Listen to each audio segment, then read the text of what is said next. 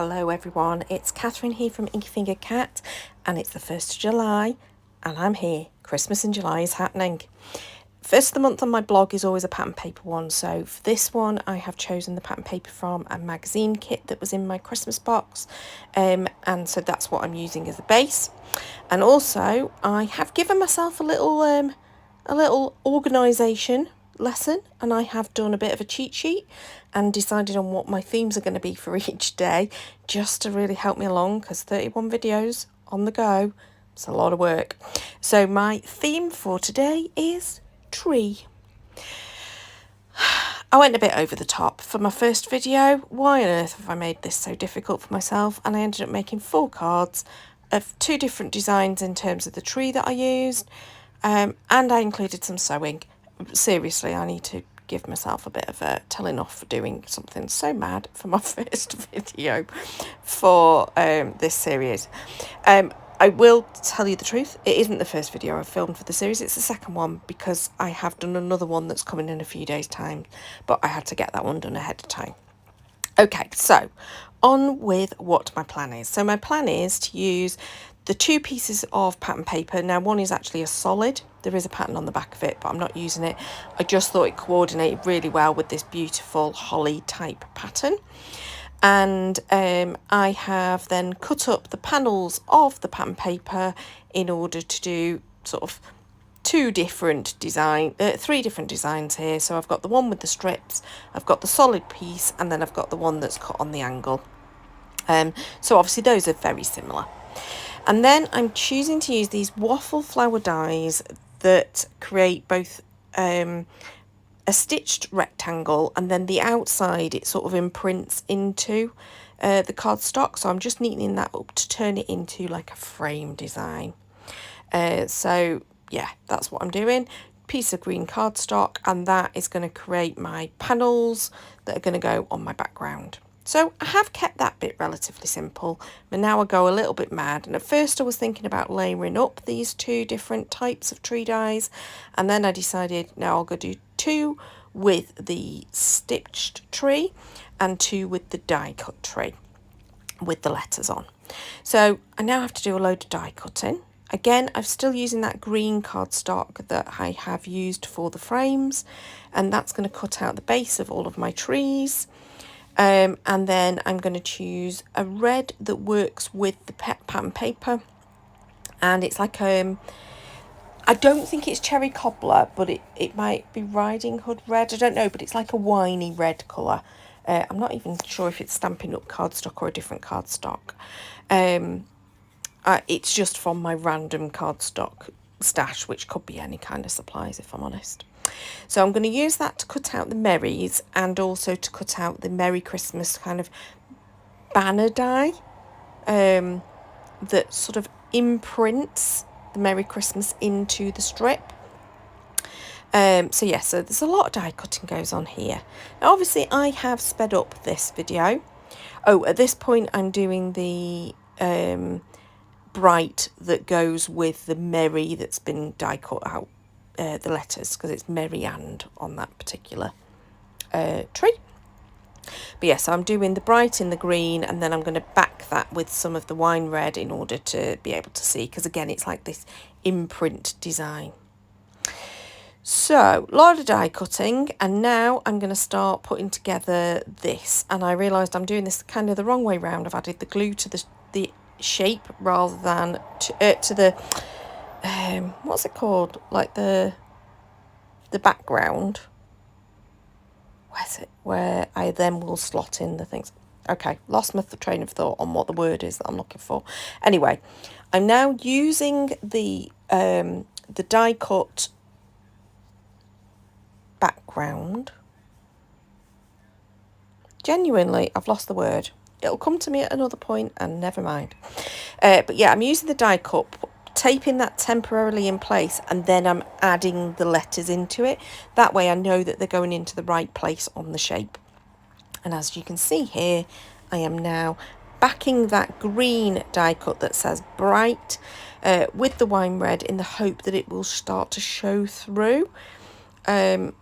I don't know whether there was just something wrong with the way my dye worked, but I've used these sorts of dyes before and I've never had it be quite so faint. I don't know what happened on this occasion. But I'm doing the same again. The outline shape tacked into place and there with a bit of washi tape, and then I'm just gluing my letters down so that they're going in the right place on the little die cut shape. Okay, and this is going to be the same for both of the cards that have got the triangle shape. So I think, right, I'm going to work on these first. Oh, sorry, not the triangle shape, the ones that aren't the triangle shape. Oh gosh, my brain, clearly tired today.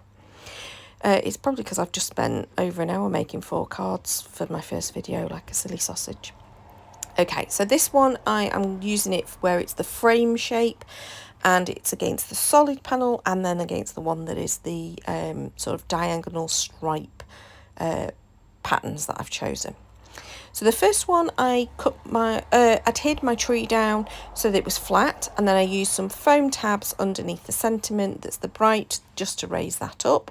Whereas on this one, I want my tree to be raised up but not as high as the foam tabs. So I just cut 3 pieces of scrap cardstock, a triangle underneath each so that it won't show, and that's what I used to glue that down, and then I glued down the sentiment flat. Right. Sewing these trees does take time, so I don't do it all on camera, and also I take a long time here faffing around with my thread. So I decided to use silver thread, and then I ended up just doing the one tree with the sewing because I was running out of time. I could have been here for 3 hours doing these. As I say, I need to think sensibly about these Christmas in July videos if I'm going to get 31 done. Can't be spending like several hours on each of them. They will never happen. So this is me sewing, and clearly I then took it off camera and did the sewing for the rest of that one separately. I had lots of red line tape behind in order to make sure that this definitely sticks down and it copes with all of that texture, and then I carry on with the red tape and just add that panel to my card front, which is going to be cut down a little bit more after this, but yeah, this is the one with one of the triangles. Now my sentiment I decided to put across, so I did use wet glue to make sure that it sticks, and that was me just sticking the other one together ready for the next card. But yeah, on this one I decided I'm not going to bother with the sewing because, to be honest, this is quite a pretty die. What I'm a bit frustrated with is I probably should have used a different card panel for that frame, like for the panel that it's sitting on. I just don't think it shows up as well as I would like. I did add some white gel pen into the holes in order to make those sort of like stick out a little bit more and add a little bit of embellishment. Again, I'm not as keen on this one, but there you go. So I took some more of that wine coloured cardstock. I've realised it definitely isn't the Stampin' Up one because it's not quite as thick. But it's thick enough to make a card blank, especially for a Christmas card. It's absolutely fine.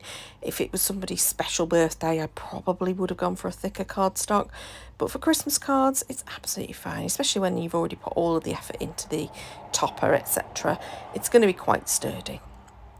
So I stick all of them down onto my wine coloured cardstock. Those triangle ones did need a little bit of trimming off just to make them the right size, but these ones worked fine. I think that magazine must be just slightly taller than an A4. And then I decided that because it's a dark coloured cardstock for the card base, I'm going to create some panels for the inside. I always do this, especially if it's on a dark colour, but also if it is that bit thinner, the cardstock, it just adds that little bit of sturdiness with an extra layer. I just adhere it at the top on each of them. I don't bother about adhering it fully all around the edges because it really doesn't matter. And then I decide to take what's left of that pattern paper and just cut some strips off. So some quite thick strips, and then these are just going to be slightly smaller than the card inserts, and then I'm just going to add them inside the card just in slightly different ways on a few of them, just to add that little bit of interest and pull what's on the front through to the inside. and then I'm going to call it done. So I hope you enjoyed that. It was obviously a little bit of a longer video than hopefully most of them will be, but I did end up with 4 cards as a result. People had asked for things that were going to be easily replicatable, so this is a sort of thing that you could do that's easily replicatable, but probably a little bit more fiddly. But in line with my blog challenge of the first of the month always being pattern paper, you can see there, that's heavily featured. So I hope you've enjoyed that. Please do thumbs up, leave me a comment below and say hi. Are you doing Christmas in July as well? I'd love to come and follow you if you are and you're putting the videos out there, or if you've got a blog, pop that in the comments too. Please subscribe to see more. We've got loads more to come, hopefully, as long as I can keep on top of it. Thanks for watching, and until next time, bye bye.